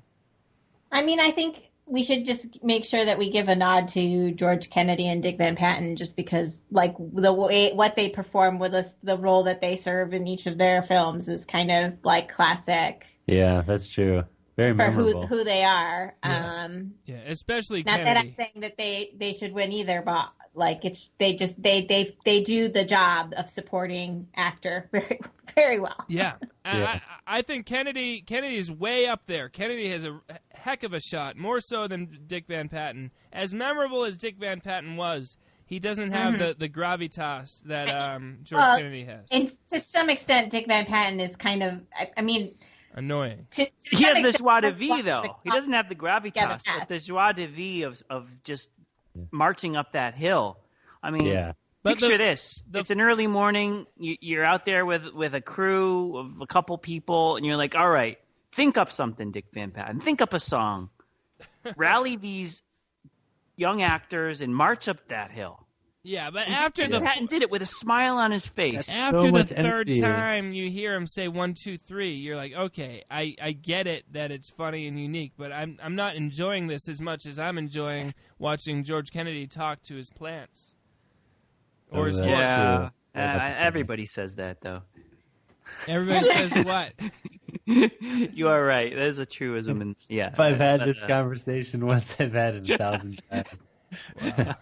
This is real. I tough. do like when he yells at the kids. That's fun. All throughout George Kennedy's role, I think in the back of his head he's thinking, "When am I going to be done with this movie?" But there's something to be said for that too. That's a tradition. Yeah. Any more advocating or belittling before we vote? No. All right. This is a tough one. This is a real tough one. 1, 2, 3. The police Agony officer. Whoa, Agony Ridge. What did Tom say? George Kennedy. All right, Kennedy got one vote, but the police officer from Agony Ridge. Boom. Wow. Shocking. That would never have happened on the first viewing because it didn't. We missed stick it. out. Yeah, we didn't. You have to listen with headphones to really pick up on the intricacies. So, congratulations to that guy. Next, best actors. We're getting into these are the big ones here, folks. Heavy hitters. Heavy hitters, if you will.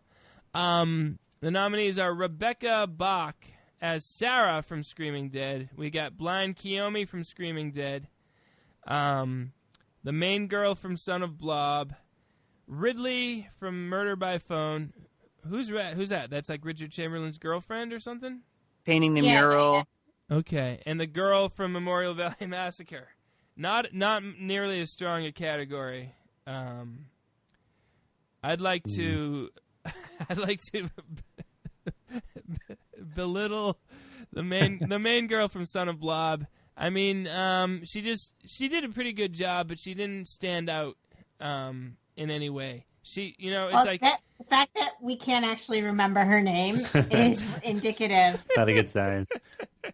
So she has hereby been belittled. The floor is open.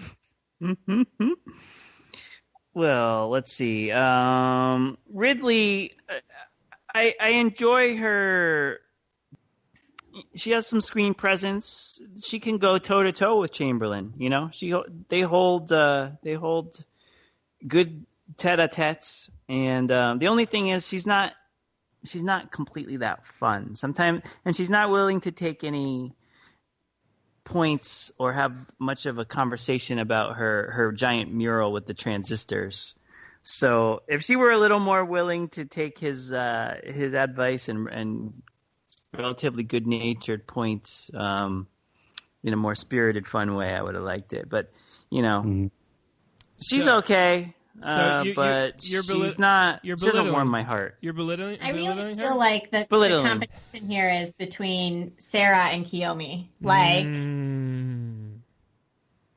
Yeah, that could be true. Yeah, because the girl from Memorial if you had the technology to play her saying, "I like this hunting business even less than I like the drinking." Well, that's tough. Just you saying that, because the girl from Memorial Valley is similar to the girl from Son of Blob. Acceptable performance, but it's not. It's not it doesn't deserve an award. I don't know her name either, right. So.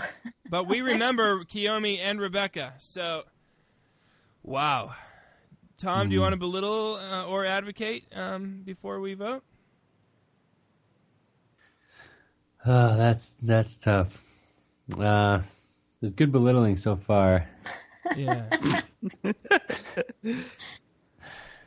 No, I don't really have any. I think we should vote. Yeah. Yeah. All right. 1, 2, 3. Rebecca. Sarah. Sarah. Hey, she wins unanimously. Every word she says has, every sentence, it's just got this weight to it. Yeah. Every time she's nagging, I'm happy. Next up, we have Best Actor. Richard Chamberlain from Murder by Phone. Herb Robbins from Worm Eaters. John Caso as the Caveman from Memorial Valley Massacre. Bo Svensson as Gar from Snowbeast. Or the bad crazy guy from Trick or Treats. Oh, bad crazy guy. Trick or Treats on a whole, I don't like anything about it. Yeah. I think maybe that's how Ava feels about Worm Eaters, but I don't like anything about that I also feel that way about Trick or Treats, so it's you're not alone there. Because at least that, I know with Trick or Treats, the fact that it's like a Hollywood shot production, and you could just sense people were getting paid a decent amount of money. I feel like it's the kind of movie no one knew what they wanted to do, and no one really wanted to do it. Yeah. All right, so he's been belittled, the bad crazy guy. I would like to advocate for Richard Chamberlain. I mean, this guy, the camera likes this guy. Every time this guy's on camera, everyone's happy, no matter what he's doing. He's comfortable in front of the camera. He knows what he's doing. He has gosh darn presence from start to finish. Yeah. I'd like to belittle Caso just because it's really an ensemble, and he's both the villain and kind of the hero kind of guy, but he doesn't have to carry it. You got William Smith there, you got all the other Speed Metal Girl, you got all those people. Yeah. And it's not as much of a lift. He's too clean, too. He's a very clean caveman. You don't believe that he's been out for more than a few hours, let alone his whole life. Yeah. Yeah, just the prosthetic teeth. That's really the only... And that's more of a costuming thing than an actual actor choice. Yeah. Yep. That's why that movie's so fun. It's got that cartoon aspect. Everything's a little bit better than real life. Yeah. Anyone have any more advocating or? I want to advocate.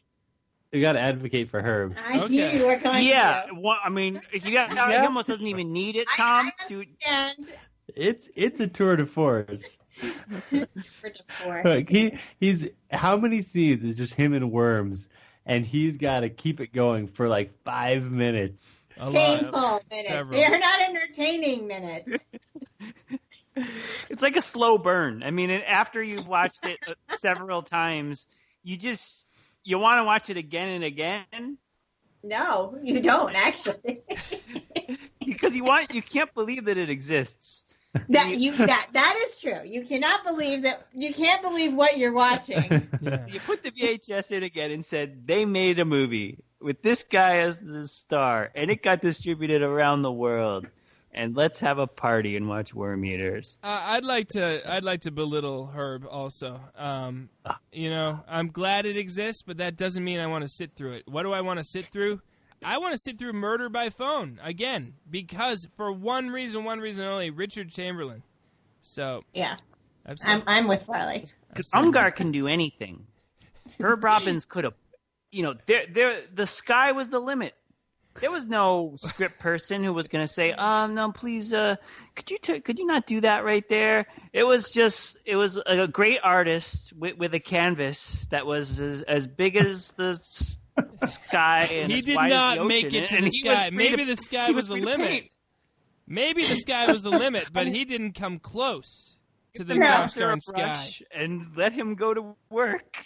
All right. We ready to vote? Yes. Yeah. 1, 2, 3. Richard Chamberlain. So Ava and I voted our way. Did you guys both go for Herb? I said Chamberlain also. Oh, nice! I'm so thank goodness. I said Robbins. Yeah, I know. Okay, good. He needed a token vote. Yeah. All right. Just in case. It's starting to get a little testy now. You know, we were all nice early on, but as we get higher up the totem pole of categories, it's getting the way it goes, man. Real tense. Best screenplay: Memorial Valley Massacre, Valentine, Snowbeast, Son of Blob, Murder by Phone. Ooh, wow. I'm gonna belittle Son of Blob a little bit. I don't think there was a screenplay. Right. I think this might have been my vote to get in here because of the closing speech, which I think is magical. But a lot comes before that. I think, like we talked about, I think it was like Dick Van Patten making stuff up, and like Hagman just like telling like Miriam, like, talk to this cat, just keep talking. You know, I don't think anybody wrote that stuff. So. Let me advocate, though. Yes, perhaps the dialogue was improvised, but not the structure of the movie. I mean, they had the lighter from the Boy Scouts that came back to play. They had the long-running argument between the guy whose bottles got knocked out of his station wagon and the kids. Yeah. So there was avocado sandwich. A recurring avocado theme. Look, I would not have advocated except I'm defending. I'm not advocating. I'm just defending. That's a new thing. You can defend. Fair enough. Okay, I'd like to. Yeah. Well, when I think of trying to make the phone be the implement of death. Yeah, that's bold. I think it sure is bold, and I think crafting a ecological backstory and also a personal grudge all tied together. Write a movie and have it be successfully made and released. Murder by Phone, also known as Bells, delivers, and there's a lot of elements in there, and they were able to attract an A-list cast, and I think they deserve some credit. It moves. It's got a lot of speeches. They all work. It's got some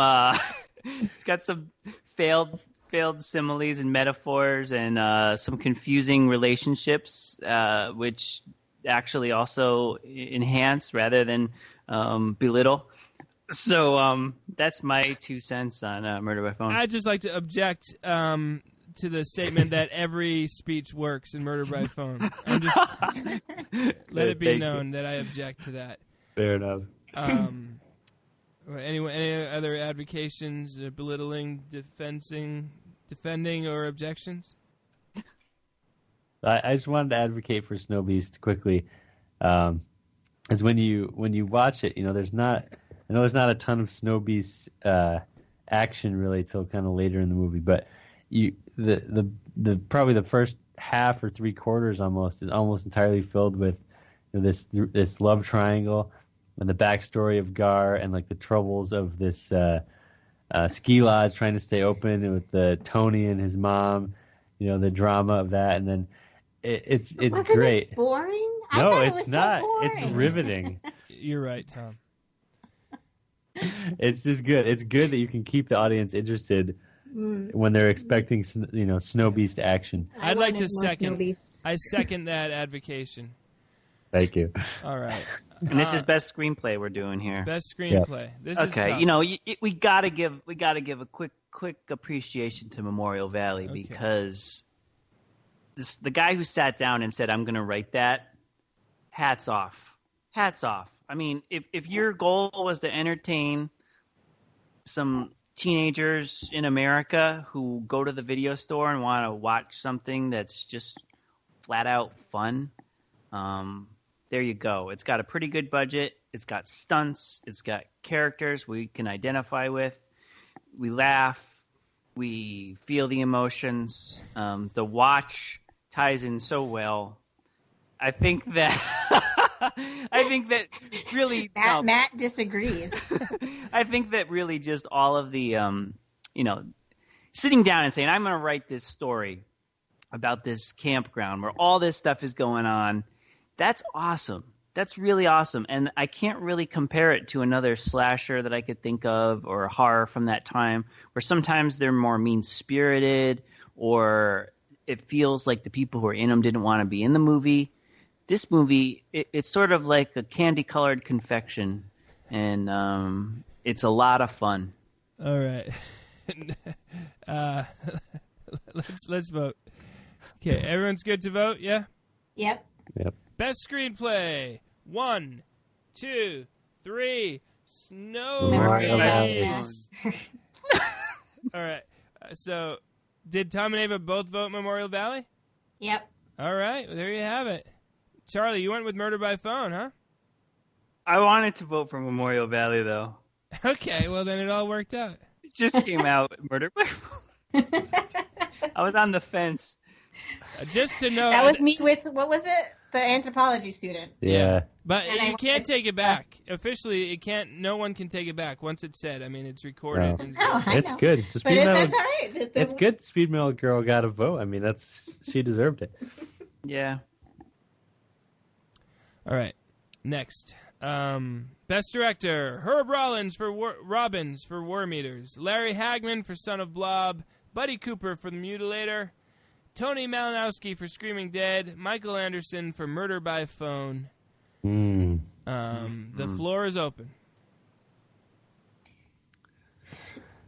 That's a tough one. I mean, like, Larry Hagman is actually a terrible director. Ouch. Like, I mean, the only thing that he did was probably get his friends to come and, like, be in the movie. But otherwise, it's pretty bad. Like, I mean, I don't know who was doing the art direction in that movie because that is also terrible. It's just bad. So I'm belittling Larry Hagman. I'm going to. I love him. I'm going to defend Larry Hagman because he managed to make a movie with a bunch of Hollywood insiders that somehow isn't cynical. It's fun. So I have hereby defended I feel like Larry. fun is a stretch.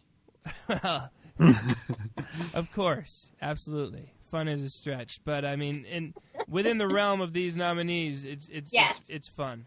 It's more fun than War Meters. It is more fun than I was just going to say it's not more fun than War Meters. Damning with paint praise. I'd rather watch Worm Eaters instead of Blob again. Really? Worm Eaters is like this outsider art. You know, it's just a thing that maybe not now, maybe not 10 years from now will it reach its full appreciation for the fact that it exists, but years and years from now. What's that? Sorry, we just had a toy make a noise in the background. That's scary. I'd like to advocate Tony Malanowski for Screaming Dead because the fact is they were out in the woods a lot, and that's hard to do. It's hard to film out in the woods and to keep it entertaining. You know, he knew exactly when the police officer needed to appear in order to keep the pace moving forward, and I hereby advocate for Tony Malanowski. Any other statements? This is a tough one. This is very a lot tough. of these guys are getting by on their gusto. Yeah. As well they should.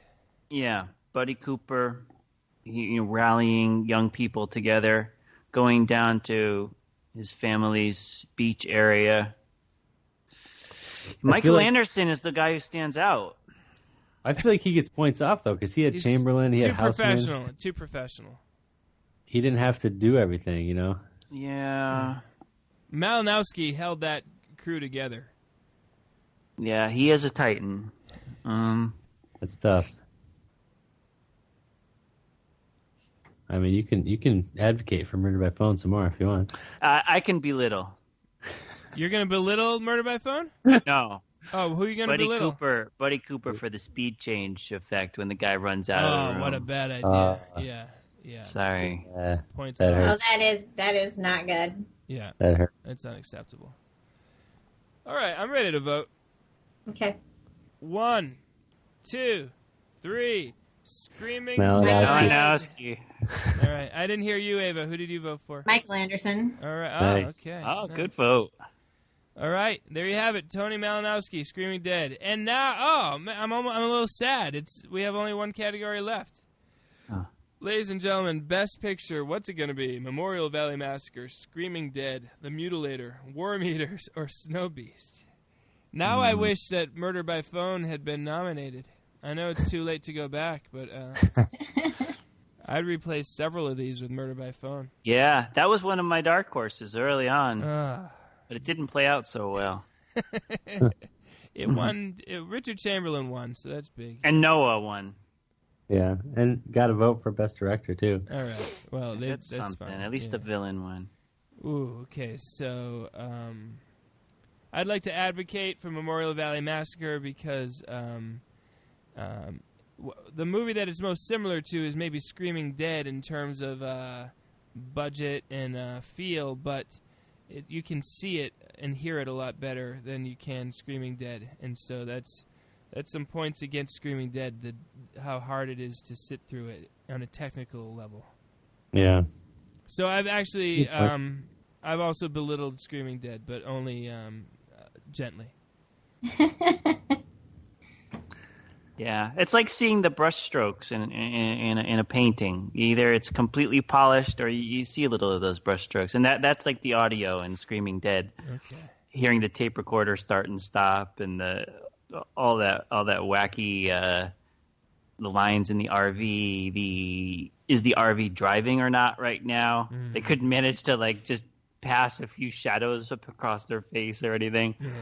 So Screaming Dead is, again, something that's really, if I say, I want to see a rural Maryland film that is completely untouched by cynicism or money, that would be that's your choice. That would be the choice. But if I say, if I have company over, and I say, do you want to see something that is just out of this world? It's as if people from another world made it. Yeah. The Worm Eaters VHS could end up in the VCR. That's really well put. Really well put. Even though I've gently belittled it, I just want to quickly advocate for Screaming Dead. The police officer with the Agony Ridge situation is beautiful. Putting it over the top. And Kiyomi is such a character, and the back and forth between the characters is really good. So yeah. Didn't I fall asleep in that one? Is that the one where I fell asleep? No. Or was that the drum that dripped? I fell asleep in one. Oh, Trick or Treats. Trick or Treats. Yeah. Oh yeah, we didn't do Worst Picture. Oh yeah. Screaming Dead has many memorable things, many memorable things that I don't have to struggle to recall. Right. Yeah. The whole talk with Kiyomi and her boyfriend, the hunting and the drinking, the bells, the police officer, the extended zombie eating, which it's unintentional, but kind of becomes comical in itself. The way that the music just picks up again and repeats. It's like the zombies are still doing their thing. So there's a lot in a not very lengthy movie. Yeah. That has become part of our lore. Yeah, our lore, our glossary of bests, our go-to comparisons, sort of like a barometer for things. We go to, hey, is it like Screaming Dead quality of character or it's true. Budget, yeah. Ava, do you want to I don't think you even need to. I don't think it's really in the running, but do you want to belittle Worm Eaters just on the record? No, I don't think. I don't. For me, this category, there's different ways you can weight it, right? You can weight it for it's the movie experience when you watch it. Or you can measure it on its polish. And for me, the more polished movies, which I think, in my opinion, are Memorial Valley Massacre and The Mutilator, are actually the more enjoyable movies of the bunch. So I'm more likely to vote for one of those two. I have not made my final choice yet. But the other movies, Snowbeast, I remember being very bored by it. And Screaming Dead, I still don't really forgive that zombie eating because it's like it got me as nauseated as the worms did in Worm Eaters. I mean, the Worm Eaters were worse because there was multiple worm eating sequences and that made me want to throw up. But I guess that's the question. Like, if a movie can be very memorable, and it's not necessarily good that you are remembering those things. Tom, do you have any advocating or belittling? I usually advocate for Worm Eaters just in most situations. Why? Why are they married to you? I mean, I just, in my mind, I picture like the hot dog scene, and I'm just like crying, laughing when I watch that scene. Or like Democracy is Dead when they're trying to like interrupt the town hall. Yeah. You can just picture them making this, and it's so ridiculous. And I don't really like the worm eating scene so much, but like the worm army coming out of the red tide and demanding that he create women for them, like it's so crazy that this exists. And it's almost family friendly. That's the great thing too. I mean, except for the gross parts, a lot of movies from that time were exploitation movies. Like, we got to make money, we're going to have these elements that are rated R that we can exploit. Not this one. Yeah. Nah, there's jokes about hot dogs and using the bathroom at the campground and, guys crawling around in sleeping bags pretending they were half worms. And who's the target market? Me. I am. All right. I think everyone said what they had to say, and I think it's just time to finally have it. The best picture viewed by us for this podcast in 2017. 1, 2, 3. Screaming Dead. What did Ava say? Sorry. I said Memorial Valley. Memorial Valley. Oh, good call. Because that was my second choice. Yeah. That was my second choice too. Yeah. Too. So there you have it, folks. This was just fun. I feel like we've established the way that we're going to do this in future years, and maybe we will complicate things, or maybe we'll just do a bonus episode someday when we can do the best movies we reviewed in each of the previous years that we've had the podcast. Yeah. Yeah. See what the people say. We put it out there in the world. Anyone who lasted all 1 hour and 57 minutes of this. 603-644-0048. Let us know how we should proceed with the awards. So by far our longest, right, Farley? Oh, yeah, big time. It's a good 40 Flew by, though, minutes. Just like Worm Eaters. It feels so much quicker. I was going to vote for Worm Eaters to throw a little wrench in there and see what happened. Well, you missed your chance. Tempting. All right, well, for Ava, Tom, and Charlie, this is Farley saying good night.